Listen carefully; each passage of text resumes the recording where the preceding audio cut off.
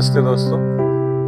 और हम आज जिस विषय पे सीखेंगे, और आपने पीछे हमारे चैनल से काफ़ी सारी वीडियोस देखी हैं और अलग-अलग विषय पे आपने वीडियोस जब देखी हैं, बहुत सारी चीज़ें आपने सुनी और सीखी हैं और अपने जीवन में अप्लाई भी कर दी है। कुछ लोग शुरू कर रहे हैं, कुछ लोगों को कठिनाई आ रही है।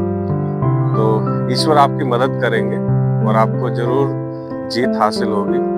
तो इसी में हम आगे बढ़ेंगे और आज एक नया विषय है जिसमें हम सीखेंगे, और वो है विश्वास योग्य रहना। तो विश्वास योग्य रहना, ये एक ऐसा लगता है कि बहुत बड़ा विषय है, बहुत बड़ी बात है, कैसे हम कर पाएंगे। नहीं, ये बहुत ही आसान है और एक छोटी सी शुरुआत के द्वारा ये काम होता है। हम अपने परिवार से ही इसकी शुरुआत देखते हैं कि जब हम छोटे होते तो हमारे माँ बाप हमें कोई जिम्मेदारी देते हैं, हमें कुछ पैसे देते हैं, है ना, और हमसे कहते हैं कि आप बिजली का बिल भर के आइए, या टेलीफोन का बिल भर के आइए, या राशन लेके आइए, या कोई पेमेंट करके आइए। तो उस काम में हम कितनी ईमानदारी दिखाते हैं। जब हम पेमेंट करके आते हैं तो जो बचे हुए पैसे हैं, क्या हम वो पूरी तरह से वापस करते हैं ईमानदारी से, या उसमें कुछ कटौती करते हैं।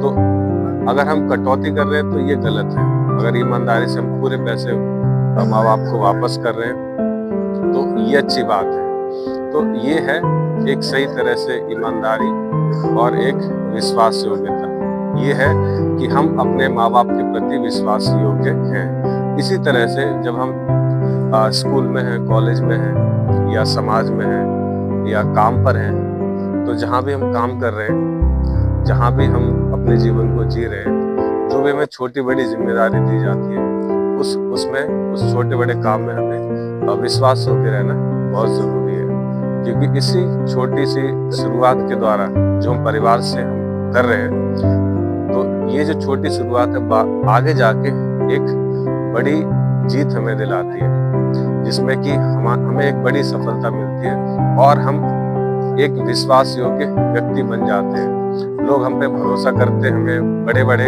जिम्मेदारी देते हैं, बड़े बड़े काम हमें सौंपते हैं, बड़ी बड़ी जिम्मेदारियां हमारे ऊपर सौंपते हैं, और हम उन्हें बखूबी बहुत अच्छे से निभा पाते हैं। ठीक है, तो अंत में यही कहना चाहूंगा कि हम छोटी शुरुआत करें और अपने जीवन को विश्वास योग्य बनाना शुरू करें, और एक विश्वास योग्य व्यक्ति हम बन जाएं। धन्यवाद।